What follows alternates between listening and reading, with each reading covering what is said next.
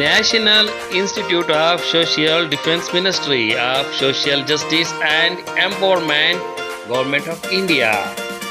Yes, my dear friends, in collaboration with Shri Shatashrunga Vidya Samsthe 4th batch of certificate distribution ceremony, 3-month certificate course on geriatric care for bedside assistants, geriatric caregivers.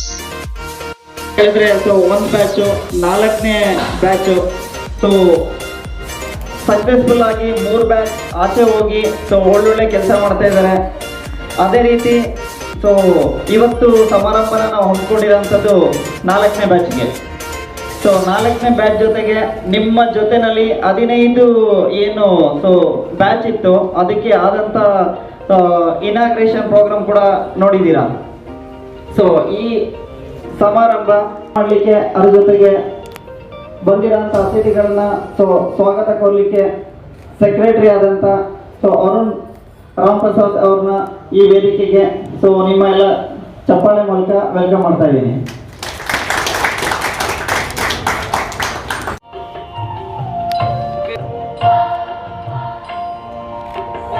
ಸಂಸ್ಥೆ ಅವರು ವೇದಿಕೆಗೆ ಬರಬೇಕು ಅಂತ ಹೇಳ್ತಾ ಕೇಳ್ಕೊಳ್ತೀನಿ.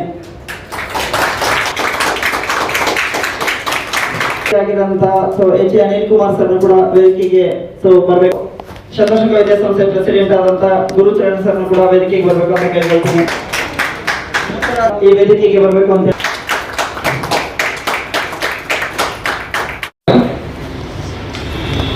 ಪ್ರಥಮವಾಗಿ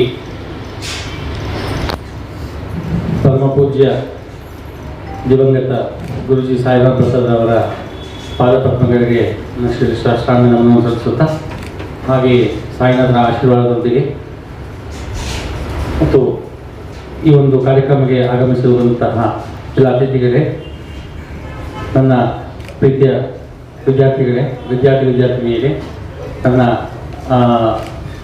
ಜೊತೆಯಲ್ಲಿ ಈ ಒಂದು ಸೇವೆಯನ್ನು ಮಾಡ್ತಕ್ಕಂತಹ ಪ್ರಾಂಶುಪಾಲರು ಮತ್ತು ಹಾಗೂ ಸಿಬ್ಬಂದಿ ವರ್ಗದವರೇ, ನಮ್ಮ ಶತಶೃಂಗ ಕಿರುಮಕ್ಕಳ ಶಾಲೆಯ ಸಿಬ್ಬಂದಿ ವರ್ಗದವರೇ, ಹಾಗೂ ನಮ್ಮ ಶತಶೃಂಗ ವಿದ್ಯಾಸಂಸ್ಥೆಯ ಎಲ್ಲ ಸಿಬ್ಬಂದಿ ವರ್ಗದವರೇ, ಮಾಧ್ಯಮದ ಮಿತ್ರರೇ, ಹಾಗೂ ಈ ಒಂದು ಕಾರ್ಯಕ್ರಮವನ್ನು ತುರ್ತಾಗಿ ಮಾಡೋದಕ್ಕೆ ಹಾಗೂ ತುಂಬ ಒಂದು ಡಿಸ್ಕೌಂಟಲ್ಲಿ ಕೊಡುವಂಥ ಕದಂಬ ಸಂಸ್ಥೆಯ ಎಲ್ಲ ಮುಖ್ಯಸ್ಥರಿಗೆ. ಈ ಕಾರ್ಯಕ್ರಮ ಪ್ರತಿ ಒಂದು ಬ್ಯಾಚಲ್ಲಿ ನಮ್ಮ ಆಶ್ರಮದಲ್ಲೇ ಮಾಡ್ತಾ ಇದ್ವಿ. ಕಾರಣಾಂತರಗಳಿಂದ ನನಗೆ ಸಮಯದ ಅಭಾವ ಇರೋದ್ರಿಂದ, ಹಾಗೆ ಅಲ್ಲಿ ಅತಿಥಿಗಳು ಸರಿಯಾಗಿ ಬರೋಕ್ಕೆ ತುಂಬ ಇದು ಮಾರ್ಚ್ ಎಂಡ್ ಅಂತಂದರೆ ಎಲ್ಲರಿಗೂ ಒಂದು ಬೆಂಕಿಯಲ್ಲಿ ಕಾಯಿಸ್ತಾ ಇದ್ದಂಗೆ ಸಂಸ್ಥೆಯವ್ರಿಗೆ ಇರೋದ್ರಿಂದ, ಹಾಗೆ ಈ ಒಂದು ಕಾರ್ಯಕ್ರಮ ತುರ್ತಾಗಿ ನಾನು ಸಂಜೆ ಒಂದು ಡಿಸೈಡ್ ಮಾಡಿ ಮೇಲೆ ಗೊತ್ತಿರ್ಬೋದು ಸಂಜೆ ಅಪ್ಡೇಟ್ ಮಾಡಬೇಕು ಅಂತ. ಅದಕ್ಕೆ ಕದಂಬ ಸಂಸ್ಥೆಯವರು ಸೊ ಅವರ ಆಶೀರ್ವಾದ ನೆಲೆಸಿದ್ರೆ ತುಂಬ ನೀವು ಪುಣ್ಯ ಮಾಡಿರ್ತೀರ, ನಾವು ತುಂಬ ಪುಣ್ಯ ಮಾಡಿರ್ತೀವಿ. ಈ ಒಂದು ನಮ್ಮ ಒಂದು ಪ್ರೀತಿಯನ್ನು ಸ್ವೀಕಾರ ಮಾಡಬೇಕು ಅಂತ ಅಮ್ಮನವರಿಗೆ ಪ್ರಾರ್ಥನೆ ಮಾಡ್ತೀವಿ.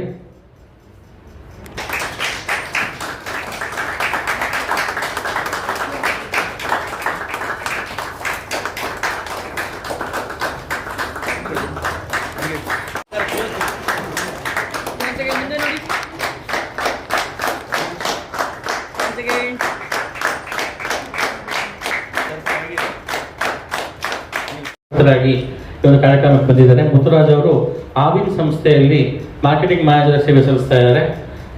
ಅದು ಒಂಥರ ಸೇವೆ, ಅದು ನಮ್ಮ ರೈತರಿಗೆ ಮಾಡುವಂಥ ಒಂದು ಒಳ್ಳೆಯ ಸೇವೆ, ರೈತರಿಗೆ ಮತ್ತು ಗ್ರಾಹಕರಿಗೆ ಮಾಡುವಂಥ ಒಂದು ಸೇವೆ. ಒಂದು ಹಾಲನ್ನು ಸಮಯದ ಸರಿಯಾಗಿ ತಲುಪಿಸುವಂಥದ್ದು, ರೈತರಿಗೆ ಲಾಸ್ ಆಗದೆ ನೋಡ್ಕೊಳ್ಳುವಂಥದ್ದು, ಅದು ತುಂಬ ಒಂದು ಕಷ್ಟಕರವಾದ ಒಂದು ಸೇವೆ. ಅದು ಪ್ರತಿದಿನ 24 ಗಂಟೆ ಯಾರಿಗೂ ರಜೆ ಇರಲಿ, ಅವ್ರಿಗೂ ರಜೆ ಇರಲ್ಲ. ಈ ಒಂದು ಹಾಲಿನ ಒಂದು ಸಂಸ್ಥೆಗಳಲ್ಲಿ ಸೇವೆ ಸಲ್ಲಿಸುವಂಥವ್ರಿಗೆ ಆ ಒಂದು ಸೇವೆಯನ್ನು ಮಾಡ್ತಾ ಇದ್ದಾರೆ. ಶ್ರೀಧರಿಗೆ ನಮ್ಮ ಸಂಸ್ಥೆಯ ಪರವಾಗಿ ನಮ್ಮ ಒಂದು ಟ್ರೈನಿಂಗ್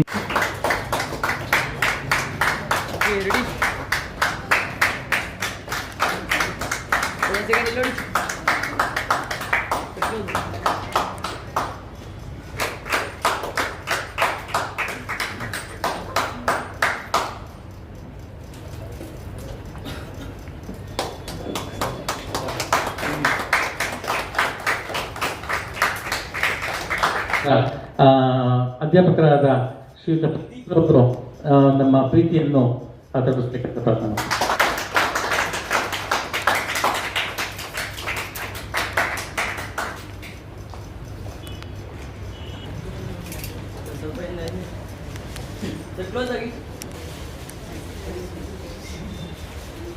ಪ್ರೀತಿಯನ್ನು ನಮ್ಮ ಸಂಸ್ಥೆಯ ಅಧ್ಯಕ್ಷರು ಹಾಗೂ ಅನಿಲ್ ಸರ್ ಕೊಡಬೇಕು ಅಂತ, ಹಾಗೆ ಇದು ವೇದಿಕೆ ಮೇಲೆ ಆಸನಾಗಬೇಕು ಅಂತ ಪ್ರಾರ್ಥನೆ ಮಾಡ್ತೀನಿ.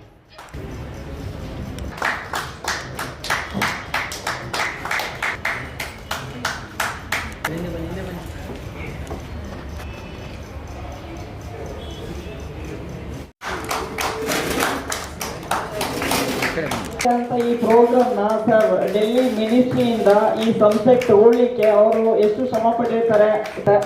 ಸೊ ಇಷ್ಟೇನಾ ಚಪ್ಪಾಳೆ? ಈ ಕಡೆ ಅರುಣ್ ಸರ್ಗೆ ಸನ್ಮಾನಿಸಿದಂತ ಎಲ್ಲ ಮುಖ್ಯ ಅತಿಥಿ ಮತ್ತು ಗುರುಜಿ ಪ್ರಸಾದ್ ಜಿ ಅವರು ಇವತ್ತಿಲ್ಲ. ನಾನು ನಿಮ್ಗೆ ಹೇಳಿದ್ದು ಹೊತ್ತು ನಿಮಗೆ ಬೇಜಾರಾದ್ರೆ ನನ್ನ ಕಡೆಯಿಂದ ಒಂದು ಅಪಾಲಜಿ ಹೇಳ್ತೀನಿ. ನಮ್ಮ ಅಪ್ಪಾಜಿ ಗುರುಜಿ ಬಂದು ನನಗಿದೆ ತಿಳಿಸ್ತಾ ಇದ್ದು ಮುಂಚೆಯಿಂದ. ಸೊ ಅದನ್ನೇ ನಾನು ನಿಮಗೆಲ್ಲ ಇಡ್ಲಿಕ್ಕೆ ಟ್ರೈ ಮಾಡಿರೋದು. ಆಮೇಲೆ ಇಲ್ಲಿ ಸಂಸ್ಥಾಪಕರಾದಂಥ ಅಮ್ಮ ಅವರು, ಅನಿಲ್ ಅಣ್ಣ, ಅಣ್ಣ ಅಂತ ಕರೆದು ಪ್ರಾಕ್ಟೀಸ್ ಆಗಿದೆ, ಅರುಣ್ ಸರ್ ಮತ್ತು ಮುತ್ತುರಾಜ್. ನಾನು ಜನರಲಿ ಸ್ಪೀಚ್ ಯಾವುದು ಅವತ್ತು ಕೊಡಲ್ಲ, ಜಸ್ಟ್ ಕನ್ನಡದಲ್ಲೂ ಮಾತಾಡೋದು ಕಡಿಮೆ, ಬಟ್ ಇನ್ಮೇಲೆ ಅದು ತಿಳ್ಕೊತೀನಿ. ಇವತ್ತಿನ ಈ ಸುಸಂದರ್ಭ ಏನಂದರೆ ನಿಮಗೆ ಸರ್ಟಿಫಿಕೇಟ್ ಸಿಗ್ತಾಯಿದೆ. ನೀವು ಕೋರ್ಸ್ ಮಾಡಿದ್ರೆ ಓಕೆ, ಸರ್ಟಿಫಿಕೇಟ್ ಸಿಗ್ತದೆ. ಸರ್ಟಿಫಿಕೇಟ್ಗೆ ಏನಂದರೆ ಈ ಸರ್ಟಿಫಿಕೇಟ್ ವ್ಯಾಲ್ಯೂ ಇದೆ. ಏನಕ್ಕೆ ವ್ಯಾಲ್ಯೂ ಇದೆ ಅಂದರೆ ಲೈಕ್ ಗೌರ್ಮೆಂಟ್ ಆಫ್ ಇಂಡಿಯಾದಿಂದ ನೀವು ನೋಡಿದ್ರೆ ಸರ್ಟಿಫಿಕೇಟ್ ಇದರಲ್ಲಿ national institute of social defence ಅಂತ ಬರೆದಿರುತ್ತೆ, ಆಯಿತಾ? ಅದು ministry of social justice and empowerment ಒಂದು ಅಟಾನಮಸ್ ಬಾಡಿ. ನಮ್ಮ ಸಂಸ್ಥೆಯಲ್ಲಿ ನಾವು ಇದು ಟ್ರೈನಿಂಗ್ ಕೊಟ್ಟಿರ್ತೀವಿ. ಸೊ ನೀವು ಬೇರೆ ಎಲ್ಲಿ ಕೋರ್ಸ್ ಮಾಡಿದ್ರು ಆ ಕಾಲೇಜ್ದು ಅಡ್ರೆಸ್ ಬಂದಿರ್ಬೋದು, ಕಾಲೇಜ್ ಇದು ಬಂದಿರ್ಬೋದು, ಇಲ್ಲಾಂದರೆ ಯೂನಿವರ್ಸಿಟಿದು ಒಂದು ನಿಮ್ಮದು ಸರ್ಟಿಫಿಕೇಟ್ ಸಿಕ್ಕಿರ್ಬೋದು. ಇದು ನಿಮಗೆ it will stand apart.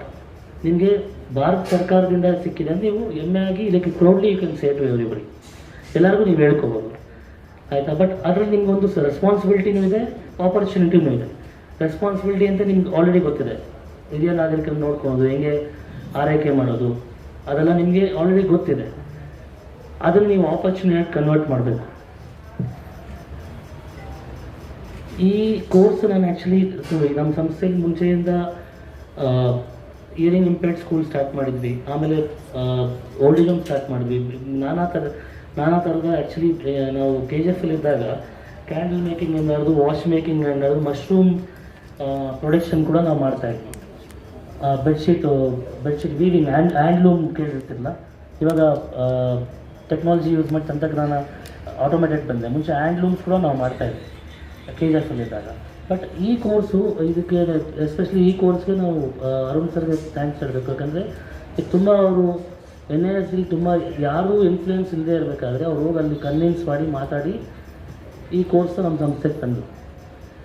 So ಈ ಕೋರ್ಸಿಂದ ನಾವು ಹಿರಿಯ ನಾಗರಿಕರು ನಾವು ಬರೀ ನಮ್ಮ ಓಲ್ಡ್ ಏಜ್ ಹೋಮ್ ಇರೋದು ಮಾತ್ರ ಅಲ್ಲ, ಮುಂದೆ ಈ ಥರ ಯಾರು ಮಕ್ಕಳು ಅವರು ಅಪ್ಪ ಅಮ್ಮನ ಯಾರು ನೋಡ್ಕೊಳಕ್ಕಾಗ್ತಾಯಿಲ್ಲ, ಅವ್ರನ್ನ ಒಂದು ಓಲ್ಡ್ ಏಜ್ ಹೋಮ್ ಸೇರಿಸೋಣ ಅನ್ನೋ ಒಂದು ಆ ಭಾವನೆಯಿಂದ ಹೊರಗೆ ಬರಬೇಕು. ಸೊ ನಿಮ್ಮಂಥವರಿಂದ ಅದು ಒಂದು ಸಾಧ್ಯತೆ ಇದೆ. ಅದು ನಿಮ್ಮಂಥವರು ನೀವು ಯಾವತ್ತು ನೋಡಿ, ಈ ಸಿಂಪತಿ ಎಂಪತಿ ಕಂಪ್ಯಾಷನ್ ಅಂತದ್ದು ನಿಮ್ಮದು ಬಂದು ಕರುಣೆ. ನೀವು ಸಿಂಪತಿ ಎಂಪತಿ ಕಂಪ್ಯಾಷನ್ ನಿಮ್ಗೆಲ್ಲರೂ ಗೊತ್ತಿರುತ್ತೆ. ಸಿಂಪತಿ ಅಂದರೆ ಯಾರೋ ನೋಡಿದ್ರೆ ಯಾರೋ ಬಿದ್ದೋದ್ರೆ ಅಯ್ಯೋ ಪಾಪ ಅನ್ಕೊಂಡು ಹೋಗ್ತಾ ಇರ್ತೀವಿ. ಎಂಪತಿ ಅಂದರೆ ಅವ್ನು ಬಿದ್ದರೆ ಅಯ್ಯೋ ನಾನು ಬಿದ್ದರೆ ಏನಾಗ್ತಾಯಿತ್ತು, ನಾವು ಅವನು ಜಾಗದಲ್ಲಿ ಇದ್ದರೆ ಏನಾಗ್ತು ಅಂತ ಯೋಚನೆ ಮಾಡ್ತೀವಿ. ಕರುಣೆ ಅಂದರೆ ಕಂಪ್ಯಾಷನ್ ಅಂದರೆ ಇನ್ನೂ ಒಂದು ಸ್ಟೆಪ್ ಫರ್ದರ್ ಹೋಗ್ತೀವಿ, ಅದೇ ಮ್ಯಾಕ್ಸಿಮಮ್ ಲಿಮಿಟ್ ಇರೋದು. ಸೊ ನಿಮ್ಮದು ಬಂದು ಎಂಪತಿ ಮತ್ತು ಕಂಪ್ಯಾಷನ್ ಒಂದಿಗೆ ನೀವು ಹೋಗ್ತಾ ಇರ್ತೀರ. ನೀವು ಸಮಾಜದಲ್ಲಿ ನೀವು ಹೆಂಗಿರ್ಬೇಕಂದ್ರೆ ಫರ್ದರ್ ಮನೇಲಿರೋರನ್ನ, ವಯಸ್ಸಾಗಿರೋರನ್ನ ಬೇರೆ ಓಲ್ಡ್ ಏಜ್ ಹೋಮ್ ಸೇರಿಸಿರೋ ಥರ ನೀವು ಮಾಡಬೇಕು. ಎಲ್ಲರಿಗೂ ಎಜುಕೇಟ್ ಮಾಡಬೇಕು. ಆಮೇಲೆ ನಿಮ್ಮ ದುಡ್ಡು ನೋಡಿ ಬಂದೇ ಬರುತ್ತೆ. ಬಟ್ ನಿಮ್ಗೆ ಮೇಯ್ನ್ ಬೇಕಾಗಿರೋದು ನಿಮ್ಮದು ಎಂಪತಿ ಮತ್ತು ಕಂಪ್ಯಾಷನ್, ಅದು ನೀವು ಇಟ್ಕೊಂಡು ಹೋಗಬೇಕು. ಸ್ವಲ್ಪ ರೆಸ್ಪಾನ್ಸಿಬಲ್ ಆಗಿರಬೇಕು. ನಾನು ಜಾಸ್ತಿ ಮಾತಾಡೋಕ್ಕೆ ಇಷ್ಟಪಡಲ್ಲ. ಎಲ್ಲರಿಗೂ ಆಲ್ ದಿ ಬೆಸ್ಟ್. ನೀವು ಲೈಕ್ ಸರ್ ಹೇಳಿದ್ರು ಕರುಣೆ ಅಂತ ಅಂದ್ರೇನು, ಕೃತಜ್ಞತೆ ಅಂತಂದ್ರೇನು, ಅವ್ರ ಜೊತೆಗೆ ಸೊ ನಮ್ಮ ಜೀವನದಲ್ಲಿ ಏನೇನು ಕೆಲವೊಂದು ಅಂಶಗಳನ್ನ ಅಳವಡಿಸ್ಕೊಳ್ಬೇಕು ಅಂತ ಹೇಳಿದೆ. ಸೊ ಅದೇ ರೀತಿನಲ್ಲಿ ಇಂಥ ಕಾರ್ಯಕ್ರಮಗಳು ಮಾಡೋದು ಈಸಿ ಅಲ್ಲ. ಕಾರ್ಯಕ್ರಮ ಇಂಥ ಪ್ರೋಗ್ರಾಮ್ ಮಾಡೋದು ಈಸಿ ಅಲ್ಲ. ಸೊ ಅದಕ್ಕೊಂದು ಕನ್ವಿಕ್ಷನ್ ಬೇಕು, ಒಂದು ಕಮಿಟ್ಮೆಂಟ್ ಬೇಕು. ಆ ಕನ್ವಿಕ್ಷನು, ಆ ಕಮಿಟ್ಮೆಂಟು, ಆ ಸಾಮಾಜಿಕ ಬದ್ಧತೆ ಇವ್ರು ಕಾಯ್ಕೊಂಡು ಬಂದಿದ್ದಾರೆ ಸುಮಾರು ವರ್ಷದಿಂದ. ನಾನು ಈ ಇವ್ರ ಜೊತೆಗೆ ಆಲ್ಮೋಸ್ಟ್ ಒಂದು 15-20 ವರ್ಷದಿಂದ ಅಸೋಸಿಯೇಟ್ ಆಗಿದ್ದೀನಿ. ಅವಾಗಿಂದ ನೋಡ್ತಾ ಇದ್ದೀನಿ. ಸಂಸ್ಥೆ ಚಿಕ್ಕದಾಗಿದ್ದಾಗಿಂದನೂ ನಮ್ಮ ಕೈಲೆಲ್ಲ ಏನಾಗುತ್ತೋ ಸಹಾಯ ಮಾಡಿದ್ದೀವಿ ಅನ್ನೋದಕ್ಕಿಂತ ಅವ್ರ ಜೊತೆಗೆ ನಾವೆಲ್ಲರೂ ಬೆಳೆದಿದ್ದೀವಿ. ವ್ಯಕ್ತಿಗಳಾಗೂ ಬೆಳೆದಿದ್ದೀವಿ. ಅವ್ರ ಶಕ್ತಿ ನೋಡಿ ನಾವು ಶಕ್ತಿ ತೊಗೊಂಡು ಬೆಳೆದಿದ್ದೀವಿ. ಇವಾಗ ಅದೇ ಶಕ್ತಿನ ಅವ್ರು ನಿಮಗೆ ಕೂಡ ಕೊಟ್ಟಿದ್ದಾರೆ, ಸಾಕಷ್ಟು ಕೊಟ್ಟಿದ್ದಾರೆ. ಆಗ ನಾನು ಒಂದು 2-3 ವಿಷಯ ನಿಮಗೆಲ್ಲ ಹೇಳಬೇಕು. ಒಂದು ಮೈಕ್ ಕೊಡಿ ಅಣ್ಣ. ಸೊ ಯಾರನ್ನ ಒಂದಿಬ್ರು ಹೇಳಿ, ನೀವು ಏನಕ್ಕೆ ಬಂದ್ರಿ ಈ ಪ್ರೋಗ್ರಾಮ್ಗೆ ಅಂತ ಹೇಳಿ, ಸಂಕೋಚ ಏನಿಲ್ಲ, ಹೇಳಮ್ಮ. ಯಾವ ಥರ ಕೇರ್ ಮಾಡಬೇಕು ಅದ್ರ ಬಗ್ಗೆ ತಿಳ್ಕೊಳ್ಳೋದಕ್ಕೋಸ್ಕರ ಸರ್. ಇದಕ್ಕೆ ಮುಂಚೆ ಏನು ಮಾಡ್ತಾ ಇದ್ದಮ್ಮ? ಇದಕ್ಕೆ ಮುಂಚೆ ನಾನು ವರ್ಕ್ ಮಾಡ್ತಾ ಇದ್ದೆ ಸರ್, CHO. ಬೇರೆ ಇನ್ನೊಬ್ಬರ ಏನಾದ್ರು? ನನ್ನ ಹೆಸರು ಪ್ರೇಮ ಸರ್. ನಾನು ಬೀದರ್ದಿಂದ ಬಂದಿದ್ದು. ನಾನು BSc CBZ ಕಲಿತಾ ಇದ್ದೆ ಸರ್. ಬಟ್ ನಮ್ಮದು ಊರಲ್ಲಿ ತಾಯಿ ತಂದೆನೂ ಸ್ವಲ್ಪ ನೋಡ್ಕೋತಾ ಇದ್ದಿಲ್ಲ ಸರ್. ಇದು ಆನ್ಲೈನ್ನಲ್ಲಿ ಸ್ಕೋರ್ ನೋಡಿದ್ದು, JRT ಕೇರ್ ಗಿವರ್ಸ್ ಅಂತ. ಅದಕ್ಕೋಸ್ಕರ ನಾನು ಇಲ್ಲಿ ಬಂದಿದ್ದು. JRT ಕೇರ್ ಗಿವರ್ಸಲ್ಲಿ ಯಾವ ಥರ ಓಲ್ಡ್ ಪರ್ಸನಿಗೆ ಕೇರ್ ಮಾಡ್ತಾರೆ ನಾನು ಕಲಿಬೇಕಂತ ಇಷ್ಟಪಟ್ಟಿದ್ದ ಸಲುವಾಗಿ ನಾನು ಬಂದಿದ್ದು ಸರ್ ಇಲ್ಲಿ. ಬಟ್ ಇಲ್ಲಿ ಬಂದ ಸಲುವಾಗೂ ತುಂಬ ಕಲ್ತ್ಬಿಟ್ಟಿನಿ ಸರ್. ಯಾವ ಥರ ನೋಡ್ಕೋಬೇಕು, ಯಾವ ಥರ ಬಿಹೇವಿಯರಿಗೆ ಹೋಗಬೇಕು, ಯಾವ ಥರ ಮಾತಾಡಬೇಕು ಅವ್ರ ಜೊತೆಲಿ, ಯಾವ ಥರ ಅವ್ರಿಗೆ ನೋಡ್ಕೋಬೇಕು ಅಂತ ತುಂಬ ಕಲ್ತಿದ್ದೀನಿ ಸರ್. ಅದು ನನ್ನ ಇಷ್ಟ ಇದ್ದಿನ ಸಲುವಾಗಿ ನಾನು ಇಲ್ಲಿ ಬಂದಿದ್ದೀನಿ ಸರ್. Very good. ನಮಸ್ಕಾರ. ಮೈಸೂರು ಶ್ರೀನಿವಾಸ್ ಗೌಡ ಸರ್. ಇದಕ್ಕೆ ಮುಂಚೆ BSc ಕಾರ್ಡಿಯಾಕ್ ಕೇರ್ ಮಾಡ್ತಿದ್ದೆ ಸರ್. ಕೋಲಾರ? ಹಾಂ, Kolar sir. Kolar taluk and Kolar district. ಇದಕ್ಕಿಂತ ಮುಂಚೆ BSc ಕಾರ್ಡಿಯಾಕ್ ಕೇರ್ ಟೆಕ್ನಿಷಿಯನ್ ಆಗಿ ಅಂದರೆ pursuing batch 3rd year. So ಇದು ಬಂದು ದೇವರಾಜ್ ಸರ್ ಪ್ರಿನ್ಸಿಪಲ್ ಇದ್ದಾರೆ. ಸೊ ಅವ್ರ ಅಪ್ರೋಚ್ ಆದಾಗ ಕಲಿಬೇಕಂತ ತುಂಬ ಇಂಟ್ರೆಸ್ಟ್ ಇತ್ತು. ಸೊ ಬಂದು ಅಬೌವ್ 60% ಹೇಗಿರ್ತಾರೆ, ಯಾವ ಥರ ಟ್ರೀಟ್ ಮಾಡಬೇಕು ನಾವು, ಮತ್ತು ಯಾವ ಥರ ಕೇರ್ ಕೊಡಬೇಕು as a caregiver, bedside assistance. So ತುಂಬ ಕಲ್ತಿದ್ದೀನಿ sir. Thank you sir. Mahalakshmi ಅಂತ. ನಾನು ಕಮ್ಯುನಿಟಿ ಹೆಲ್ತ್ ಆಫೀಸರ್ ಆಗಿ ವರ್ಕ್ ಮಾಡ್ತಿದ್ದೆ ಸರ್ ಇದಕ್ಕೆ ಮೊದಲು. ಸೊ ಏನಂತಂದರೆ ನಾವಲ್ಲಿ ಫೀಲ್ಡಲ್ಲಿ, ಯಾಕೆಂದರೆ ನಾವು ಬೇಸ್ ರೂಟಲ್ಲಿ ವರ್ಕ್ ಮಾಡೋದ್ರಿಂದ ಎಷ್ಟೊಂದು ಜನ ನಮ್ಗೆ ಇವನ್ ನಾವು OPD ನೋಡ್ಬೇಕಾದ್ರೆ ವಯಸ್ಸಾದವರು ಮಕ್ಕಳು ಕರ್ಕೊಂಡು ಹೋಗಲ್ಲ, ಹಾಸ್ಪಿಟ್ಲಿಗೆ ತೋರಿಸಲ್ಲ, ನಮ್ಮ ಜೊತೆ ಮಾತಾಡೋರಿಲ್ಲ ಅಂತಂದ್ಬಿಟ್ಟು ಎಷ್ಟೊಂದು ಜನ ಅವ್ರ ಸಮಸ್ಯೆಗಳನ್ನ ಹೇಳ್ಕೊಡೋರು. ಅವ್ರಿಗೆ ಏನಂತಂದರೆ ಎಷ್ಟೊಂದು ಜನಕ್ಕೆ ವಯಸ್ಸಾದವ್ರಿಗೆ ತಮಗೋಸ್ಕರ ಟೈಮ್ ಸ್ಪೆಂಡ್ ಮಾಡೋಕ್ಕೆ ಯಾರೋ ಒಬ್ರು ಇದ್ದಾರೆ ಅಂತಂದರೆ ಅವ್ರಿಗೆ ಎಷ್ಟೊಂದು ಹೆಲ್ತ್ ಪ್ರಾಬ್ಲಮ್ಸೇ ಇಲ್ಲ ಅಂತಂದ್ಬಿಟ್ಟು ತುಂಬ ಖುಷಿಯಾಗಿರ್ತಾರೆ ಸರ್. ಅದು ಫಿಸಿಕಲಿನೂ ಇರ್ಬೋದು, ಮೆಂಟಲಿನೂ ಇರ್ಬೋದು. ಸೊ ಅವ್ರಿಗೆ ಆ ಕೇರ್ ಕೊಡಬೇಕು ಅಂದರೆ ಇವಾಗ ನಾವು OPD ಬೇಸಿಸ್ ಮೇಲೆ ಕೊಡ್ತಾ ಇದ್ವಿ. ಬಟ್ ಇವಾಗ ಒಂದು ಬೆಡ್ ರಿಡನ್ ಇರ್ತಾರೆ, ಅವ್ರಿಗೆ ಯಾರು ನೋಡೋದಿರಲ್ಲ. ಏನೋ ಒಂದು ಬೆಳಿಗ್ಗೆ ಮಧ್ಯಾಹ್ನ ರಾತ್ರಿ ಊಟ ಹಾಕಿದ್ರೆ ಮುಗ್ದೋಯ್ತು ಅಂತಂದ್ಬಿಟ್ಟು ಮನೇಲಿ ಎಷ್ಟೊಂದು ಜನ ಇರ್ತಾರೆ. ಬಟ್ ಕೆಲವೊಂದು ಕೇರ್ ತಗೋಬೇಕಂತಿದ್ರು ಯಾವ ಥರ ತಗೋಬೇಕು ಅನ್ನೋದು ಗೊತ್ತಿರಲ್ಲ. ಇನ್ ಕೇಸ್ ಆ ಥರ ಅನಿಸಿದ್ರು ಮನೇಲಿ ಒಬ್ಬರೇ ಇರ್ತಾರೆ, ಯಾರೋ ದುಡಿತಾ ಇರ್ತಾರೆ, ಮನೇಲಿ ಅವ್ರು ನೋಡ್ಕೊಳ್ಳೋಕೆ ಟೈಮ್ ಇರಲ್ಲ. ಅಟ್ಲೀಸ್ಟ್ ಬೇರೆಯವ್ರನ್ನ ಕೇರ್ಗೆ ಅಂತ ಇರೋಕ್ಕೆ ಅಂತಂದ್ರೂ ಅವ್ರ ಹತ್ರ ದುಡ್ಡಿರಲ್ಲ. ಸೊ ಅಂಥವ್ರಿಗೆ ನಾವು ಎಫೆಕ್ಟಿವ್ ಆಗಿ ಕಲ್ತ್ವಿ ಅವ್ರಿಗೆ ಯಾವ ಥರ ನಮ್ಮಿಂದ ಕೇರ್ ಕೊಡ್ಬೋದು ಅನ್ನೋದನ್ನ ನಾವು ಅವ್ರ ಮನೆಯವ್ರಿಗೂ ಹೇಳ್ಕೊಡ್ಬೋದು, ನಾವು ಕೇರ್ ಕೊಡ್ಬೋದು. ಇವಾಗ ನಮ್ಮ ಸುತ್ತಮುತ್ತಲೇ ಇರ್ತಾರೆ, ಎಲ್ಲರೂ ಹೆಲ್ಪ್ ಮಾಡೋಕ್ಕಾಗಲ್ಲ ಖಂಡಿತ. ಇವಾಗ ಅಟ್ಲೀಸ್ಟ್ ನಾವು ಒಂದು 35% ಆಗಿ ನಮ್ಮ ಸುತ್ತಮುತ್ತಲವರಿಗೆ ನಾವು ಅಟ್ಲೀಸ್ಟ್ ಒಬ್ಬರಿಗೆ ಹೇಳಿಕೊಟ್ಟು, ಅಟ್ಲೀಸ್ಟ್ ನಾವು ಅವ್ರ ಮನೆಗೆ ಹೋಗೋದು ಬೇಡ, ಒಬ್ರಿಗೆ ಹೇಳ್ಕೊಟ್ಟು ಅವ್ರ ಮನೆಯನ್ನ ಕೇರ್ ಮಾಡೋಕ್ಕೆ ಹೇಳ್ಬೋದು. ಇಲ್ಲ ನಮಗೆ ಆಪರ್ಚುನಿಟಿ ಸಿಕ್ತು, ಇಲ್ಲ ನಮ್ಮ ಕರಿಯರ್ ಅಂತ ನಾವು ತಗೊಂಡ್ರು ನಾವು ಇನ್ನೊಬ್ರಿಗೆ ಹೋಗಿ ಕೇರ್ ಕೊಡೋದ್ರಿಂದ ಅವರು ಒಂದು ಡಿಗ್ನಿಟಿ ಇನ್ ಡೆತ್ ಅಂತ ನಮಗೆ ಹೇಳ್ತಿದ್ರು ಸರ್. ಸೊ ಅಂದರೆ ಅವ್ರಿಗೆ ಒಬ್ಬ ವ್ಯಕ್ತಿ ಅವ್ನು ಬದುಕಿರೋರ್ಗು ಅವ್ನಿಗೆ ಗೌರವದಿಂದ ಬದುಕಬೇಕು, ಅವನಿಗೆ ಸಾವಿನಲ್ಲಿ ಒಂದು ಡಿಗ್ನಿಟಿ ಇರಬೇಕು ಅಂತಾರೆ. ಸೊ ಅದನ್ನು ಪ್ರೊವೈಡ್ ಮಾಡೋಕ್ಕೆ ಅಂತ ಅಂದ್ಬಿಟ್ಟು ಈ ಕೋರ್ಸ್ ನಮ್ಗೆ ಆ್ಯಕ್ಚುಲಿ ತುಂಬ ಹೆಲ್ಪ್ ಆಗಿದೆ. And I am so proud of it. Very good. More than 10% ನಮ್ಮ ದೇಶದ ಪಾಪ್ಯುಲೇಷನ್. ನಮ್ಮ ದೇಶದ ಪಾಪ್ಯುಲೇಷನ್ ಎಷ್ಟಪ್ಪ? ಎಷ್ಟು? 140 ಕೋಟಿ. 140ರಿಂದ 150 ಕೋಟಿ. ಅದರಲ್ಲಿ ಆ್ಯಸ್ ಆಫ್ ಟುಡೇ, ಇವತ್ತಿನ ದಿನಕ್ಕೆ ನಾವೇ ಯಂಗೆಸ್ಟ್ ಕಂಟ್ರಿ ಪ್ರಪಂಚದಲ್ಲಿ. ಆ್ಯಾವ್ರೇಜ್ ಏಜು, ಮೀನ್ ಏಜ್ 28 ವರ್ಷ. ಬಟ್ ಹ್ಯಾವಿಂಗ್ ಸೆಡ್ ದಟ್ 10ರಿಂದ 12% ಜನ 60 ವರ್ಷಕ್ಕಿಂತ ಜಾಸ್ತಿ ಅವರಿದ್ದಾರೆ. ಆ್ಯಂಡ್ ಅದು ಜಾಸ್ತಿ ಆಗ್ತಾ ಹೋಗುತ್ತೆ. ಇನ್ನೊಂದು 10 ವರ್ಷದಲ್ಲಿ ಸಾಧಾರಣ ಒಂದು 20-25% ಜನ ಅಲ್ಲಿಗೆ ರೀಚ್ ಆಗಿಬಿಡ್ತಾರೆ. ಇನ್ನು 10 ವರ್ಷ ಆದಮೇಲೆ ಇವಾಗ 65 ಇರೋರಿಗೆಲ್ಲ 75 ಆಗುತ್ತಲ್ಲ. ಆಮೇಲೆ ಇವಾಗ ಇರೋ ಲೈಫ್ ಸ್ಟೈಲ್ಗೆ ಇದಕ್ಕೆ ಇಂಥ ಕೇರು ಬೇಕಾಗೇ ಆಗುತ್ತೆ. ಇನ್ನೊಂದು ಪ್ರಶ್ನೆ ಕೇಳ್ತೀನಿ ನಿಮಗೆ. ದೇವ್ರಿಗೆ ಸಣ್ಣ ಮಕ್ಕಳು, ವಯಸ್ಸಾದವರು ತುಂಬ ಇಷ್ಟ ಅಂತೆ. ಯಾಕೆ ಹೇಳ್ಬೋದಾ? ಯಾಕೆ? ವಯಸ್ಸಾದ್ಮೇಲೆ ಅವರು ಕೂಡ ಮಕ್ಕಳ ಥರನೇ ವೆರಿ ಗುಡ್. ಸೊ ದೇವ್ರು ಎಲ್ಲ ಕಡೆ ಇರೋಕ್ಕಾಗಲ್ಲ ಅಂತ ತಾಯಂದ್ರನ್ನ ಸೃಷ್ಟಿ ಮಾಡಿದ್ರಂತೆ ಮಕ್ಕಳು ಚಿಕ್ಕವರು ಯಾವಾಗ ನೋಡ್ಕೊಳ್ಳೋಕ್ಕೆ. ವಯಸ್ಸಾದವ್ರನ್ನ ನೋಡ್ಕೊಳ್ಳೋಕ್ಕೆ ನಿಮ್ಮಂಥವ್ರನ್ನ ಸೃಷ್ಟಿ ಮಾಡಿದ. ನಿಜವಾಗ್ಲೂ ಇಲ್ಲದೆ ಹೋದರೆ ನೀವೆಲ್ಲ ಇಲ್ಲಿ ಬಂದು ಇವಾಗ ಇಷ್ಟು ಜನ ಮಾತಾಡಿದ್ರಲ್ಲ, ಯಾರು ನಾನು ಕೆರಿಯರ್ ಮಾಡ್ಕೊಳಕ್ಕೆ ಬಂದೆ, ನಾನು ದುಡ್ಡು ಮಾಡ್ಕೊಳಕ್ಕೆ ಬಂದೆ ಅಂತ ಯಾರೂ ಹೇಳಿಲ್ಲ ಆಯಿತಾ. ಅದೆಲ್ಲ ಸೆಕೆಂಡ್ರಿ, ಅದು ತನಗೆ ತಾನೇ ಬರುತ್ತೆ. ನೀವು ಅದೊಂದು ಸಾಮಾಜಿಕ ಬದ್ಧತೆ, ಅದೊಂದು ಬಾಧ್ಯತೆ ಇಟ್ಕೊಂಡು ಬಂದಿದ್ದೀರಾ, ದಟ್ ಈಸ್ ವೆರಿ ಗ್ರೇಟ್ ಆಯಿತಾ. ಆಮೇಲೆ ಮಹಾಲಕ್ಷ್ಮಿ ಮೇಡಮ್ ಹೇಳಿದ್ರು, ನೀವು ನಿಮ್ಮ ಕೆಲಸ ಮಾಡೋದು, ನಿಮ್ಮ ಕೆರಿಯರು ಅದನ್ನು ನೋಡ್ಕೊಳ್ಳೋದಕ್ಕಿಂತ ನಿಮ್ಮ ಮನೆಗಳಲ್ಲಿ, ನಿಮ್ಮ ಅಕ್ಕಪಕ್ಕದ ಮನೆಗಳಲ್ಲಿ ಯಾರು ಸ್ವಲ್ಪ ಇಂಟ್ರೆಸ್ಟ್ ತೋರಿಸ್ತಾರೋ ಅವರು ನೀವು ಹೇಳ್ಕೊಡ್ಬೇಕಾಗುತ್ತೆ. ಸ್ವಲ್ಪ ಅದು ವಯಸ್ಸಾದವ್ರನ್ನ ಹೆಂಗೆ ಇದು ಮಾಡಬೇಕು, ನಾಟ್ ಓನ್ಲಿ ಫಿಸಿಕಲಿ, ಎಮೋಷ್ನಲಿ ಅವ್ರನ್ನ ಹೆಂಗೆ ನೋಡ್ಕೋಬೇಕು, ಅದು that is very important. So madam ಹೇಳಿದ್ರು, ವಯಸ್ಸಾದ್ಮೇಲೆ ಅವರು ಚಿಕ್ಕ ಮಕ್ಳ ಥರ ಆಗ್ಬಿಡ್ತಾರೆ, ಅವ್ರ ಎಕ್ಸ್ಪೆಕ್ಟೇಷನ್ಸ್ ಬೇರೆ ಇರುತ್ತೆ. ಅದನ್ನು ಅರ್ಥಕೊಂಡು ಬೋತ್ ಎಮೋಷ್ನಲಿ ಆ್ಯಂಡ್ ಫಿಸಿಕಲಿ ಅವ್ರನ್ನ ಹೆಂಗೆ ಸಪೋರ್ಟ್ ಮಾಡೋದು ಅನ್ನೋದನ್ನು ನಾವು ಹೇಳ್ಕೊಡ್ಬೇಕಾಗತ್ತೆ. ಇನ್ನೊಂದು 2-3 ಪಾಯಿಂಟ್ ನಾನು ನಿಮ್ಗೆ ಹೇಳಬೇಕು. ಸಿಂಪತಿ ಆ್ಯಂಡ್ ಎಂಪತಿ ಅಂತ ಇವ್ರು ಹೇಳಿದ್ರು. ಸೊ ಸಹಾನುಭೂತಿ ಮತ್ತು ಪರಾನುಭೂತಿ ಅಂತೀವಿ ಕನ್ನಡದಲ್ಲಿ. ಸಿಂಪತಿ ಅಂದರೆ ಅಯ್ಯೋ ಪಾಪ ಅಂತ ಯಾರೋ ನೋಡಿ ನಾವು ಅಂದ್ಕೊಳ್ಳೋದು. ಪರಾನುಭೂತಿ ಅಂದರೆ ಅವ್ರ ಪರಿಸ್ಥಿತಿನಲ್ಲಿ ನಾನಿದ್ರೆ ಅಥವಾ ಅವ್ರಿಗೆ ಏನು ಅನ್ನಿಸ್ತಾ ಇದೆ ಅದು ಇಂಪಾರ್ಟೆಂಟ್ ಆಗುತ್ತೆ. ಕರೆಕ್ಟ್ ತಾನೆ? ಸೊ ಅದನ್ನು ಅರ್ಥ ಮಾಡ್ಕೋಬೇಕು. ಅಫ್ಕೋರ್ಸ್ ನಿಮ್ಗೆ ಇದನ್ನೆಲ್ಲ ಕೋರ್ಸಲ್ಲಿ ತುಂಬ ಚೆನ್ನಾಗಿ ಹೇಳ್ಕೊಟ್ಟಿರ್ತಾರೆ, ದಟ್ ಈಸ್ ವೆರಿ ಇಂಪಾರ್ಟೆಂಟ್. ಇನ್ನೊಂದು ನಾನು ಮಾತು ಮುಗಿಸೋಕ್ಕೆ ಮುಂಚೆ ಒಂದು ಚಿಕ್ಕದೊಂದು ಕಥೆ ಹೇಳ್ತೀನಿ ರಾಮಾಯಣದ್ದು. ರಾಮಾಯಣದಲ್ಲಿ ಎಲ್ಲರಿಗೂ ರಾಮಾಯಣ ಗೊತ್ತಲ್ವಾ? ಎಲ್ಲರಿಗಿಂತ ಬುದ್ಧಿವಂತ ಯಾರು, ಎಲ್ಲರಿಗಿಂತ ಶಕ್ತಿವಂತ ಯಾರು ಹೇಳ್ಬೋದಾ? ಹೇಳಿ.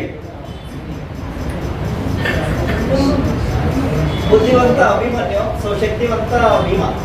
ನಾನು ಮಹಾಭಾರತ ಹೇಳ್ತೀನಿ ರೀ, ರಾಮಾಯಣ ಹೇಳ್ತೀನಿ. ರಾವಣ ಏನು ಶಕ್ತಿವಂತನ? ಎಲ್ಲರಿಗಿಂತ ಬುದ್ಧಿವಂತ ಯಾರು? ಏನು? ನೀನು ಮಹಾಭಾರತಕ್ಕೆ ಹೋದ್ಯಲ್ಲಪ್ಪ. ಆಯ್ತು. ಎಲ್ಲರಿಗಿಂತ ಶಕ್ತಿಶಾಲಿ ಹನುಮಂತ, ಎಲ್ಲರಿಗಿಂತ ಬುದ್ಧಿವಂತ ರಾವಣ. ರಾವಣನಷ್ಟು ಬುದ್ಧಿವಂತ ಯಾರು ಇರ್ಲಿಲ್ವಂತ ಆಯ್ತಾ. ಸೊ ರಾಮಾಯಣದ ಯುದ್ಧ ಮುಗ್ದಿದೆ. ರಾಮಾಯಣದ ಯುದ್ಧ ಮುಗ್ದಿದೆ. ಇವಾಗ ನಾನು ಮೇಡಮ್ಗೆ ಒಂದು ಕ್ವಶನ್ ಕೇಳಿದೆ. ಮೇಡಮ್ ಏನಂದ್ರು, ದೇವ್ರಿಗೆ ಯಾಕೆ ಚಿಕ್ಕ ಮಕ್ಕಳನ್ನ ವಯಸ್ಸಾದವ್ರನ್ನ ನೋಡಿದ್ರೆ ಪ್ರೀತಿ ಅಂದರೆ, ಇದಕ್ಕೊಂದು ಎಕ್ಸಾಂಪಲ್ ಹೇಳ್ತೀನಿ. ಸೊ ಮಹಾಭಾರತದ ಯುದ್ಧ ಮುಗ್ದಿದೆ.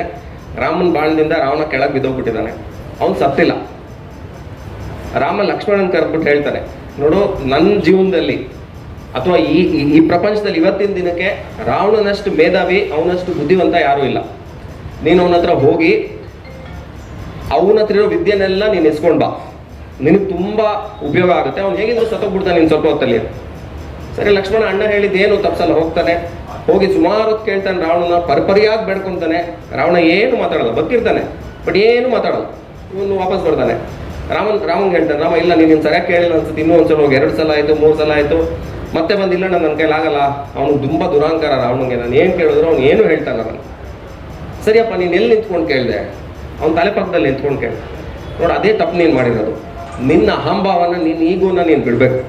ಯಾರ ಹತ್ರನ ಏನನ್ನ ಪಡ್ಕೋಬೇಕು ಅಂದರೆ ನೀನು ಅವ್ನ ಕಾಲ ಹತ್ರ ಹೋಗಿ ನಿಂತ್ಕೋ, ಅವ್ನ ಕಾಲಿಗೆ ಬೀಳು, ಅವ್ನು ನಿನ್ನ ಗುರು ಅಂತ ಒಪ್ಕೋ. ಸರಿ ಅಂದ್ಬಿಟ್ಟು ವಾಪಸ್ ಹೋಗ್ತಾನೆ. 5 ನಿಮಿಷದಲ್ಲಿ ರಾವಣ ತನ್ಗೇನು ಗೊತ್ತಿತ್ತು ಅವ್ನ ಕಾಲ ಹತ್ರ ಹೋಗಿ ನಮಸ್ಕಾರ ಮಾಡ್ತಾನೆ. 5 ನಿಮಿಷದಲ್ಲಿ ಅವ್ನಿಗೇನು ಗೊತ್ತಿತ್ತು ಎಲ್ಲ ದಾರಿ ಎರೆದು ರಾವಣ ಸತ್ತೋಗ್ಬಿಡ್ತಾನೆ. ಸೊ ನಾನು ಏನಕ್ಕೆ ಹೇಳ್ತಾ ಇದ್ದೀನಿ ಅಂದರೆ, ನೀವು ವಯಸ್ಸಾದವ್ರನ್ನ ಕೇರ್ ಮಾಡೋದು ಅದೆಲ್ಲ ಒಂದು ಕಡೆ ಆಯಿತು. ಅವ್ರ ಹತ್ರ ವೆಲ್ತ್ ಆಫ್ ಎಕ್ಸ್ಪೀರಿಯನ್ಸ್ ಇದೆ, ಅವ್ರ ಹತ್ರ ಮಾತಾಡಿ. ಅವ್ರ ಮೇಡಮ್ ಹೇಳಿದ್ರು, ಅವ್ರ ಹತ್ರ ಮಾತಾಡಿ. ಅವ್ರ ಹತ್ರ ಏನು ಎಕ್ಸ್ಪೀರಿಯನ್ಸ್ ಇದೆ, ಜೀವನದ ಬಗ್ಗೆ ಭಾಳ ನೋಡಿದ್ದಾರೆ ಅವರು. ಒಳ್ಳೇದು ನೋಡಿರ್ತಾರೆ, ಕೆಟ್ಟದ್ದು ನೋಡಿರ್ತಾರೆ. ಆ ಎಕ್ಸ್ಪೀರಿಯನ್ಸ್ ನಿಮ್ಗೆ ಹೆಲ್ಪ್ ಆಗುತ್ತೆ ಆಯಿತಾ. ನಿಮ್ಮ ಮನೆಯಲ್ಲಿ ವಯಸ್ಸಾದವ್ರು ಇರ್ಬೋದು, ನೀವು ಅವ್ರ ಜೊತೆಗೆ ಬೆಳ್ಕೊಂಬಂದಿರ್ತೀರ, ಅದು ಬೇರೆ. ಬಟ್ ನೀವು ಪ್ರಪಂಚದ ಒಳಗೆ ಹೋದಾಗ, ಇಷ್ಟು ಜನನ ಮೀಟ್ ಮಾಡೋವಾಗ, ಅಷ್ಟು ಜನದ ಎಕ್ಸ್ಪೀರಿಯನ್ಸ್ ತೊಗೊಂಡ್ರೆ ಅದು ನಿಮಗೆ ನಿಮ್ಮ ವ್ಯಕ್ತಿತ್ವನ ಅದು ಬೇರೆ ಲೆವೆಲ್ಗೆ ಕರ್ಕೊಂಡು ಹೋಗುತ್ತೆ.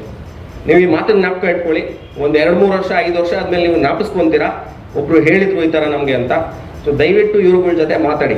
ಅವ್ರ ಹತ್ರ ಬೇಕಾದಷ್ಟು ವೆಲ್ತ್ ಆಫ್ ಎಕ್ಸ್ಪೀರಿಯನ್ಸ್ ಇದೆ, ಅದನ್ನ ಸ್ವಲ್ಪ ಸ್ವಲ್ಪ ತೊಗೊಳ್ಳಿ. ಆಯಿತು, ಕೆಟ್ಟದ್ದು ಇರ್ಬೋದು, ಒಳ್ಳೇದು ಇರ್ಬೋದು, ಯಾವ್ದು ತೊಗೋಬೇಕೋ ಅದನ್ನು ತೊಗೊಳ್ಳಿ. ಅದರಿಂದ ನಿಮ್ಮ ವ್ಯಕ್ತಿತ್ವನೂ ರೂಪುಗೊಳ್ಳುತ್ತೆ. ಆಮೇಲೆ ಅವ್ರಿಗೂ ಎಷ್ಟೋ ಸಮಾಧಾನ ಆಗುತ್ತೆ ಕೊನೆ ಟೈಮಲ್ಲಿ. ಅಷ್ಟು ಹೇಳಿ ನನ್ನ ಮಾತು ಮುಗಿಸ್ತೀನಿ.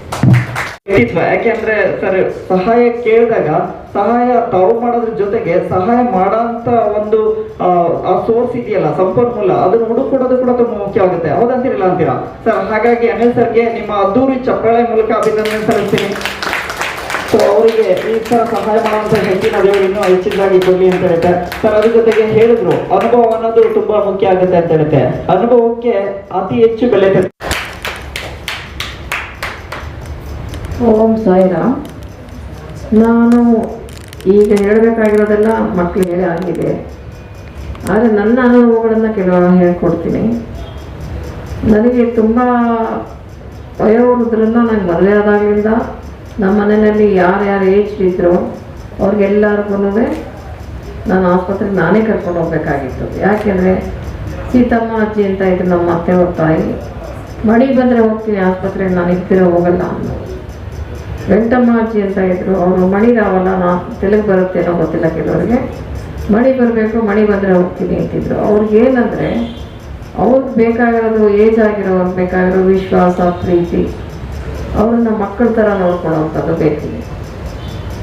ಆಗ ಹೋಗ್ತಾ ಇದ್ದವರು ಯಾವುದೇ ಕಾರಣದಿಂದ ಅಜ್ಜಿ, ನಾವು ಬಾಡಿಗೆ ಮನೆಗೆ ಹೋದಾಗ ಅಜ್ಜಿ ಏನು ಮಾಡಿ, ನಾನು ಮನೆ ಜೊತೆಲೇ ಹೋಗ್ತೀನಿ, ಅವಳು ನನ್ನ ಚೆನ್ನಾಗಿ ನೋಡ್ಕೊಳ್ತಾ ಇದ್ರು.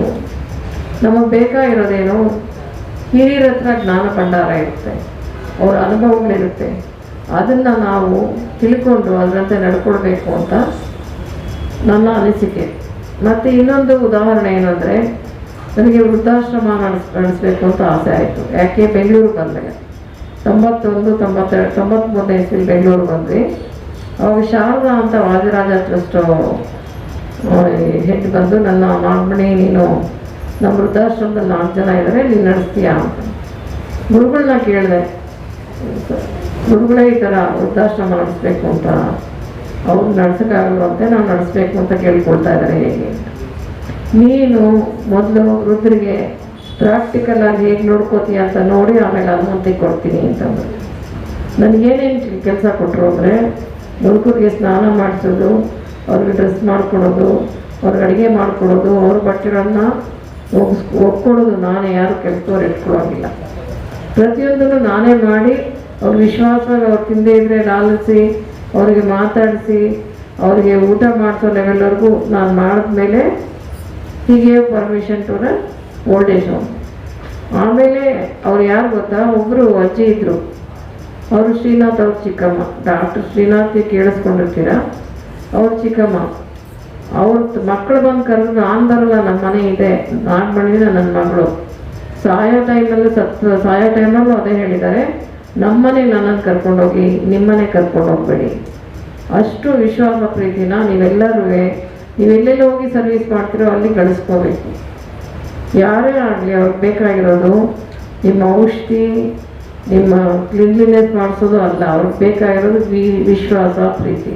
ಯಾಕೆಂದರೆ ಅವ್ರು ನೊಂದಿರ್ತಾರೆ, ಅವ್ರಿಗೆ ಬೇಕಾಗಿರೋದು ಲೋನ್ಲಿನೆಸ್ ಇರ್ತಾರೆ, ಲೋನ್ಲಿಯಾಗಿರ್ತಾರೆ, ಅವ್ರ ಮನಸ್ಸಿಗೆ ಹಿಂಸೆ ಆಗ್ತಾ ಇರುತ್ತೆ, ಅವರು ಹಿಂದೆ ನಡೆದಿದ್ದೆಲ್ಲ ಅವ್ರ ಹತ್ರ ಯಾರ ಹತ್ರನ ಹೇಳ್ಕೋಬೇಕು ಅಂತ ಆಸೆ ಆಗುತ್ತೆ. ಏನೇನು ಮಾಡಿದ್ರು, ಏನೇನು ಮಾಡಿದ್ರು ಅನ್ನೋದ್ರ ಬಗ್ಗೆ ಈಗ ಅನಿಲ್ ಸರ್ ಅವರು ಹೇಳಿದ್ರಲ್ಲ, ಎಲ್ಲ ವಿಷಯಗಳನ್ನು ತಿಳ್ಕೊಂಡು ನೀವೊಂದು ಪುಸ್ತಕ ಬರೆದ್ರೆ ಅದು ಒಂದು ಭಂಡಾರ ಆಗುತ್ತೆ. ನಾಳಿನ ಜನತೆಗೆ ನಮ್ಮ ಈಗಿರೋ ಮಕ್ಕಳಾದ್ರು ಅಟ್ಲೀಸ್ಟ್ ನೀವು ಹೇಳಿದ ಮಾತು ಕೇಳ್ತೀರಾ, ಭಗವಂತನ ಮೇಲೆ ನೀವು ಭಕ್ತಿ ಇಟ್ಟಿದ್ದೀರಾ, ಹಿರಿಯರ ಮೇಲೆ ಗೌರವ ಇಟ್ಟಿದ್ದೀರಾ. ಆದರೆ ಮುಂದೆ ಬರೋ ಜನಾಂಗ ಹೇಗಿರ್ತಾರೆ, ನಿಮ್ಮ ಮಕ್ಕಳು ಮೊಮ್ಮಕ್ಕಳು ಹೇಗಿರ್ತಾರೆ ಅಂತ ಗೊತ್ತಾಗಲ್ಲ. ಅದಕ್ಕೆ ನೀವೆಲ್ಲರೂ ಒಬ್ಬೊಬ್ಬರು ಒಂದೊಂದು ನಿಮ್ಮ ಅನುಭವಗಳನ್ನು ಮುದುಕರ ಜೊತೆ, ಅಂದರೆ ವೃದ್ಧರ ಜೊತೆ, ಅವ್ರ ಹತ್ರ ವಿಪರೀತ ಅವ್ರ ಹತ್ರ ವಿಷಯಗಳು ಇರುತ್ತೆ. ನಿಮಗೆ ಹಿಂದೆ ಯಾವ ಕಾಲದಲ್ಲಿ ಏನೇನು ಮಾಡಬೇಕು, ಮತ್ತು ಮನೆ ಚಿಟಿಕೆ ಔಷಧಿಗಳನ್ನು ಹೇಗೆ ಮಾಡ್ತಾಯಿದ್ರು, ಅವ್ರ ಜೀವನ ಹೆಂಗೆ ಸಾಗಿಸಿದ್ರು, ಅವ್ರು ಏನು ಮಾಡಿದ್ರು ಅನ್ನೋದ್ರ ಬಗ್ಗೆ ಎಲ್ಲ ತಿಳ್ಕೊಂಡು ನೀವೊಂದೊಂದು ರೈಟಪ್ ಮಾಡಿದ್ರೆ, ಅಂದರೆ ಬರೆದುಬಿಟ್ಟು ಒಂದು ಸಂಗ್ರಹ ಮಾಡಿ ನಮ್ಮ ಅರುಣ್ ಸರ್ ಅವ್ರು ಕೇಳಿಕೊಟ್ರೆ ಅವರೊಂದು ಪುಸ್ತಕನೇ ತಯಾರಿಸ್ತಾರೆ. ಎಷ್ಟು ಬ್ಯಾಚಲ್ಲಿ ಎಷ್ಟು ಜನ ಇದ್ದಾರೋ ಅಷ್ಟು ಜನದ ಅನುಭವಗಳನ್ನು ಬರೆದು ನೀವು ಅವ್ರಿಗೆ ಹ್ಯಾಂಡ್ ಓವರ್ ಮಾಡಬೇಕು ಅಂತ ಈ ಮೂಲಕ ವಿನಂತಿಸ್ತೀನಿ. ಮತ್ತು ನೀವು ಇಲ್ಲಿಂದ ಹೊರಟ ತಕ್ಷಣ ಸರ್ಟಿಫಿಕೇಟ್ ಮುಖ್ಯ ಅಲ್ಲ, ನಿಮಗೆ ಅನುಭವ ಮುಖ್ಯ. ಅನುಭವ ತಗೋಬೇಕಾದ್ರೆ ನೀವು ಫೀಲ್ಡಲ್ಲಿ ಕೆಲಸ ಮಾಡಬೇಕು. ಬರೀ ಬೆಡ್ಡಿಂಗ್ ಮಾಡೋದು, ಮಾತ್ರೆ ನುಗ್ಸೋದು, ಅವ್ರು ಕ್ಲೀನ್ ಮಾಡೋದು ಅಲ್ಲ, ಅವ್ರ ಮನಸ್ಸಲ್ಲಿ ಏನಿದೆ ನೋವನ್ನ ತೆಗೆದು ಕಿತ್ತಾಕಿ ಬಿಡಿ ಪಾಪ ಮಕ್ಕಳು ನಿಮಗೋಸ್ಕರ ದುಡಿತಾ ಇದ್ದಾರೆ, ಫಾರಿನಲ್ಲಿದ್ದಾರೋ ಹೊರಗಡೆ ಇದ್ದಾರೆ, ನಿಮಗೋಸ್ಕರ ಯಾರು ದುಡಿತಾ ಇದ್ದಾರೆ. ನಾವು ನಿಮ್ಮ ಮಕ್ಕಳು ಅಂತ ತಿಳ್ಕೊಳ್ಳಿ, ನಿಮ್ಮ ಮಕ್ಕಳ ಥರ ನಾವು ನಿಮ್ಮನ್ನು ನೋಡ್ಕೊತೀವಿ. ನಿಮ್ಗೇನು ಬೇಜಾರಾಗ್ತಾ ಇದೆಯಾ, ಹಾಡಾಕ್ಲ, ಕತೆ ಹೇಳ್ದ ಅಂತ ಕೇಳಿ ಅವ್ರನ್ನ ರಂಜಿಸೋದು ನಿಮ್ಮ ಇದು. ಬರೀ ಕೇರ್ ಗಿವರ್ ಅಂತಂದರೆ ಬರೀ ಅವ್ರಿಗೆ ಶುಶ್ರೂಷೆ ಮಾಡೋದಲ್ಲ, ಅವ್ರ ಮಾನಸಿಕ ಆಂದೋಲನಗಳನ್ನು ತಿಳ್ಕೊಂಡು ಅವರಿಗೆ ನೀವು ಅದನ್ನು ಕೂಡ ಔಷಧಿ ಕೊಡೋದಕ್ಕೆ ನಿಮ್ಮ ಕೈಲಾಗತ್ತೆ. ಸಾಧ್ಯವಾದಷ್ಟು ನೀವು ಎಲ್ಲ ವಿಷಯಗಳ ಬಗ್ಗೆ ತಿಳ್ಕೊಳ್ಳೋದಕ್ಕೆ ಪ್ರಯತ್ನ ಪಡಿ.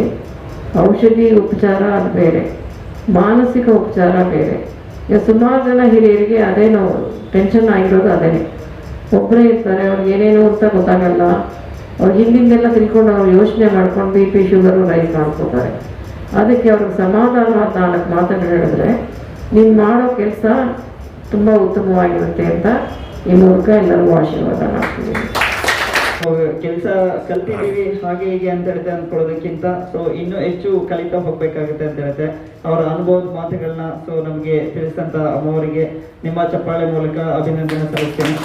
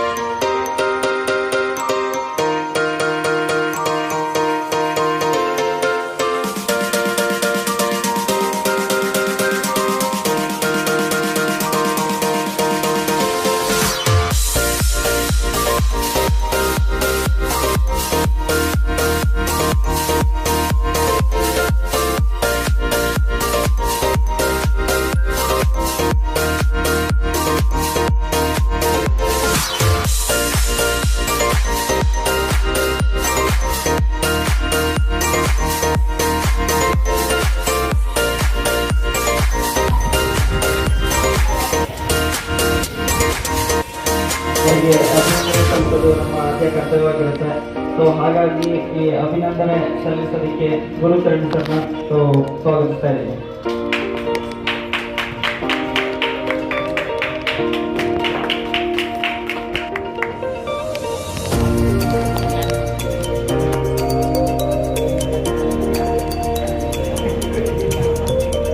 ಅಧ್ಯಕ್ಷರ ಒಂದು ಆದೇಶದ ಮೇರೆಗೆ ನಾವೇ ಒಂದು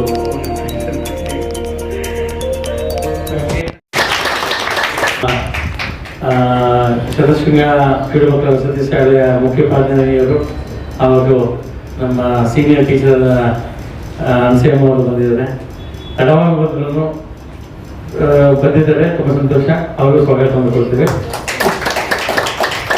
ಕೊನೆಯ ಒಂದು ಭಾಗ ಈ ಒಂದು ಕಾರ್ಯಕ್ರಮದ ಈ ಒಂದೇ ಒಂದು ಲೈನ್ ಹೇಳ್ತೀನಿ, ಯಾಕಂದರೆ ಅದು ಸಮಯದ ಅಭಾವ ಇರೋದ್ರಿಂದ. ಬಂದರೆ ಇಲ್ಲ ಮುಖ್ಯ ಅತಿಥಿಗಳಿಗೆ ನಮ್ಮ ಟ್ರೈನಿಂಗ್ ಸೆಂಟರ್ ಪರವಾಗಿ, ಸಂಸ್ಥೆಯ ಪರವಾಗಿ, ನಮ್ಮೆಲ್ಲರ ಪರವಾಗಿ ತುಂಬ ಧನ್ಯವಾದ ಹೇಳ್ತೇನೆ. ಎಲ್ಲರಿಗೂ ಎಲ್ಲರಿಗೂ ಧನ್ಯವಾದ ಹೇಳ್ತೀನಿ. ಹಾಗೆ ನಮ್ಮ ಸ್ನೇಹಿತರು ಆದಂಥ ಸೈಯದ್ಜಿ ಅವರು ಟೀಮ್ ಅವರು ಬಂದಿದ್ದಾರೆ, ಅವ್ರಿಗೂ ಧನ್ಯವಾದ ತಲುಪಿಸ್ತೀನಿ. ಹಾಗೆ ಈ ಒಂದು ಧ್ವನಿ ವಿಭಾಗದ ಅವ್ರಿಗೂ ಧನ್ಯವಾದ ತಲುಪಿಸ್ತೀನಿ. ಹಾಗೆ ನಮ್ಮ ಕದಂಬ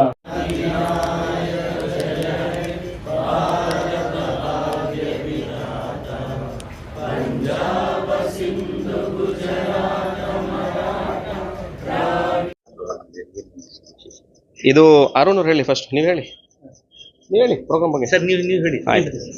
ಸೊ ಇದು ಸೋಷಿಯಲ್ ವೆಲ್ಫೇರ್ ಡಿಪಾರ್ಟ್ಮೆಂಟ್ ಕಡೆಯಿಂದ NISD national institute of social defence government of India ಅವ್ರ ಕಡೆಯಿಂದ ಜೀರಿಯಾಟ್ರಿಕ್ ಕೇರ್ ಪ್ರೋಗ್ರಾಮ್ ಮಾಡ್ತಾ ಇದ್ದಾರೆ. ನನಗೆ ಗೊತ್ತಿದ್ದಂಗೆ ನಿಮ್ದೊಂದೇ ಸಂಸ್ಥೆ ಇಂಡಿಯಾನಲ್ಲಿ ಮಾಡ್ತಾ ಇರೋದು ಇದು. 13 ಸಂಸ್ಥೆ, ಇಡೀ ಭಾರತದಲ್ಲಿ 13 ಸಂಸ್ಥೆ ಮಾಡ್ತಾ ಇದ್ದಾರೆ. ಕರ್ನಾಟಕದಲ್ಲಿ ಪ್ರಾಬ್ಲಿ ನಮ್ದೊಂದೇ ಸಂಸ್ಥೆ. ಸೊ ಇದು ಯಶಸ್ವಿಯಾಗಿ 4ನೇ ಬ್ಯಾಚು ಕಂಪ್ಲೀಟ್ ಆಗಿದೆ.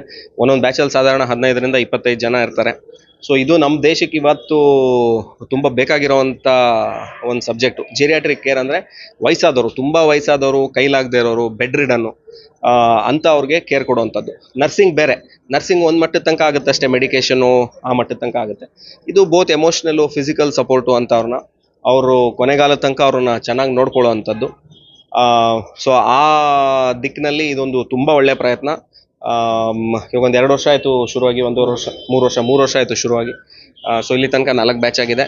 ಇದು ಹಿಂಗೆ ನಡೀಲಿ, ಇನ್ನೂ 16 ಬ್ಯಾಚ್ ಆಗಲಿ, ಭಾಳ ಸಂತೋಷ. ನಾವೆಲ್ಲ ಇದ್ರ ಜೊತೆ ಅಸೋಸಿಯೇಟ್ ಆಗಿರೋದು ನಮಗೂ ಸಂತೋಷನೇ. ಸೊ ಗೌರ್ಮೆಂಟ್ ಅವ್ರು ಏನು ಮಾಡಬೇಕೋ ಮಾಡ್ತಾ ಇದ್ದಾರೆ. ಆಮೇಲೆ ನಾಗವೇನಮ್ಮನವರ ನೇತೃತ್ವದಲ್ಲಿ ಅರುಣ್ ಇದ್ದಾರೆ, ಗುರು ಇದ್ದಾರೆ, ನಮ್ಮ ದೇವರಾಜ್ ಸರು ಎಲ್ಲ ಸೇರಿಕೊಂಡು ಇದು ಅವರು ಒಂದು ಸಾಮಾಜಿಕ ಬದ್ಧತೆ ಇದೆ, ಅವ್ರಿಗೆ ಒಂದು ಸೋಷಿಯಲ್ ರೆಸ್ಪಾನ್ಸಿಬಿಲಿಟಿ ಇದೆ, ಅದನ್ನು ನಿಭಾಯಿಸ್ತಾ ಇದ್ದಾರೆ. ಒಳ್ಳೇದಾಗಲಿ. ಆಮೇಲೆ ಇವತ್ತು ಸರ್ಟಿಫಿಕೇಟ್ ತೊಗೊಂಡಿರೋ ಎಲ್ಲ ಸ್ಟೂಡೆಂಟ್ಸ್ಗೂ ಒಳ್ಳೇದಾಗಲಿ. ಸೊ ಅವ್ರಿಗೆ ಭವಿಷ್ಯ ಉಜ್ವಲವಾಗಿದೆ. ಅವ್ರ ಭವಿಷ್ಯದಲ್ಲಿ ಅವರು ಕೊನೆಗಾಲದಲ್ಲಿರೋರನ್ನ ಚೆನ್ನಾಗಿ ನೋಡ್ಕೊಳ್ಳಿ, ಅದು ಇಂಪಾರ್ಟೆಂಟು. Thank you. ಈ ಶತಶೃಂಗ ವಿದ್ಯಾಸಂಸ್ಥೆಯ ಗುರುಗಳಾದಂತಹ ಶ್ರೀಯುತ ಗುರುಜಿ ರಾಮ್ ಪ್ರಸಾದ್ ಅವರ ಇಚ್ಛೆಯ ಮೇರೆಗೆ, ಅಂದರೆ ಅವ್ರಿಗೆ ಇಷ್ಟ ಇತ್ತು ಈ ಥರ ಕಾರ್ಯಕ್ರಮಗಳು ನಡೆಸಬೇಕು ಅಂತ. ಅರುಣ್ ರಾಮ್ ಪ್ರಸಾದ್ ಅವರು ಅವರ ಇಷ್ಟದ ಪ್ರಕಾರ ಈ ವಯೋವೃದ್ಧರ ಆರೈಕೆಗೆ ಸಂಬಂಧಪಟ್ಟಂತೆ ಕಾರ್ಯಕ್ರಮಗಳನ್ನು ಮಾಡ್ತಾ ಇರೋದು ನಮ್ಮ ಸಂಸ್ಥೆಗೆ ತುಂಬ ಹೆಮ್ಮೆಯ ವಿಷಯ.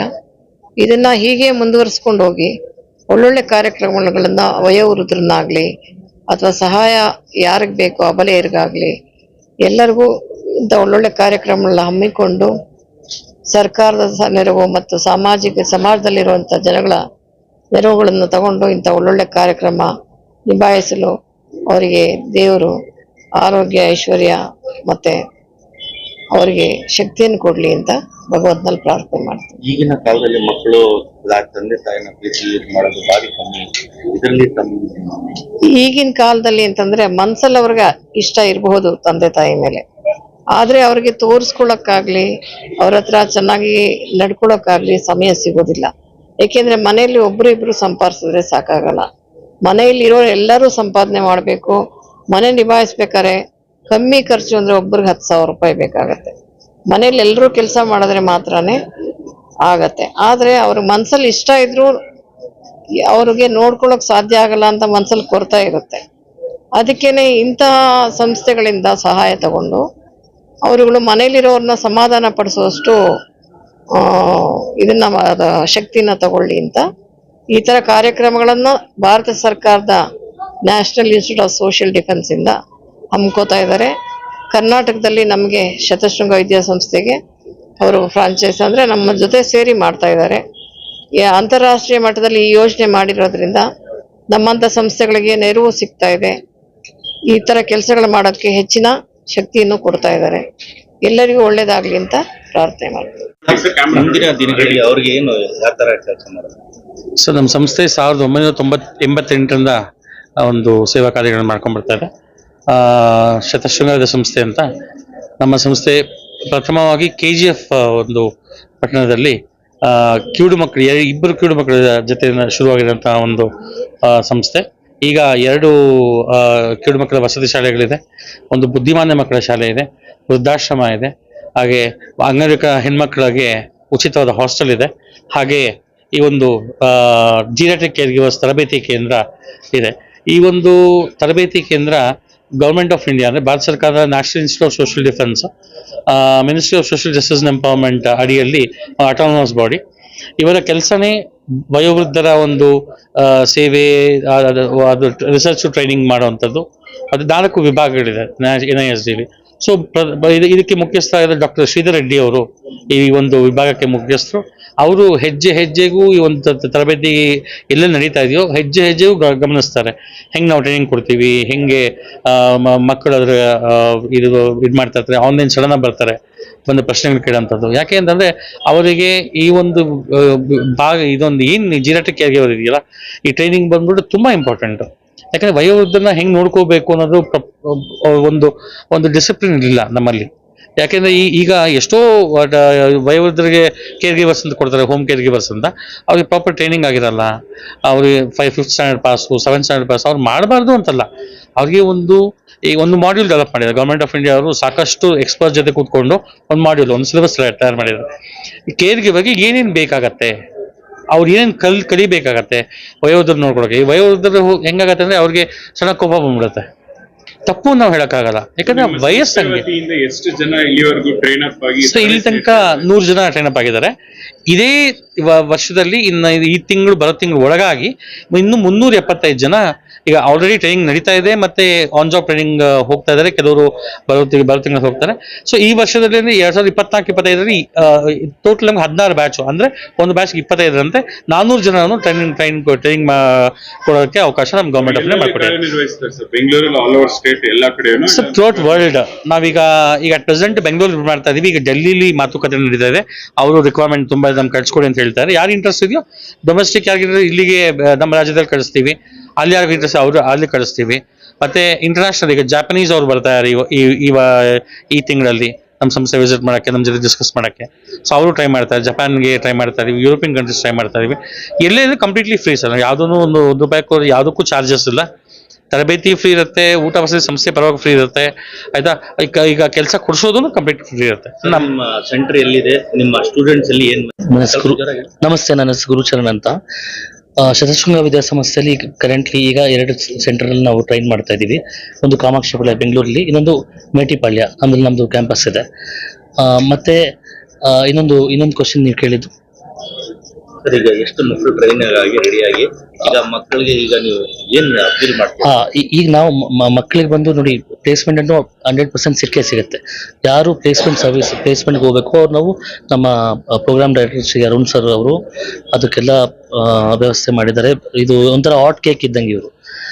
ಮತ್ತೆ ಇನ್ನೊಂದು ನಾವೇನ್ ಮಾಡ್ತಾ ಇದೀವಿ ಅಂದ್ರೆ, ನಾವು ಇದು ಬರೀ ಕಾಮರ್ಸ್, ಬರೀ ಇದು ವ್ಯಾಪಾರ ತರ ಇದು ಮಾಡ್ತಾರೆ. ತುಂಬಾ ಜನ ನಮ್ಗೆ ಕಾಲ್ ಮಾಡ್ತಾರೆ, ನಾವು ಬಂದು ನಾವು ಸರ್ ನಿಮ್ಮ ಬ್ಯಾಚ್ ಮುಗಿದ್ರೆ ಹೇಳಿ, ನಾವು ಬಂದು ರಿಕ್ರೂಟ್ ಮಾಡ್ತೀವಿ. ನಾವು ಅವ್ರ ಫಸ್ಟ್ ಕಂಡೀಷನ್ ಹಾಕೋದು, ನೀವು ಒಂದು ಬ್ಯಾಚ್ ಕರ್ಕೊಂಬನ್ನಿ, ನೀವು ಇಲ್ಲಿ ಟ್ರೈನಿಂಗ್ ಕೊಡಿಸಿ, ನೀವು ಕರ್ಕೊಂಡು ಹೋಗಿ. ಯಾಕಂದ್ರೆ ಅವ್ರಿಗೂ ಒಂದು ರೆಸ್ಪಾನ್ಸಿಬಿಲಿಟಿ ಇರಲಿ ಅಂತ ನಾವು ಆ ಮಾತು ಹೇಳ್ತೀವಿ ಅಷ್ಟೇ. ಯಾವುದೇ ಫೀಸ್ ಇಲ್ಲ. ಈವನ್ ಅರುಣ್ ಸರ್ ಆಲ್ರೆಡಿ ಹೇಳಿದರೆ, ವಸತಿ ಮತ್ತೆ ಇನ್ ಕೇಸ್ ಯಾರಿಗಾದ್ರು ವಸತಿ ಬೇಕು, ಅವರು ದೂರದಿಂದ ಬಂದಿದ್ದಾರೆ, ಮತ್ತೆ ಊಟ ಬೇಕು, ಅದೆಲ್ಲ ನಾವು ಬಂದು ನಮ್ಮ ಕ್ಯಾಂಪಸ್ಸಲ್ಲಿ ನಾವು ಪ್ರೊವೈಡ್ ಮಾಡ್ತೀವಿ. ನಮ್ಮ ಸಂಸ್ಥೆ ವತಿಯಿಂದ, ಶತಶೃಂಗ ವಿದ್ಯಾಸಂಸ್ಥೆಯಿಂದ ಉಚಿತವಾಗಿ ಪ್ರೊವೈಡ್ ಮಾಡ್ತೀವಿ.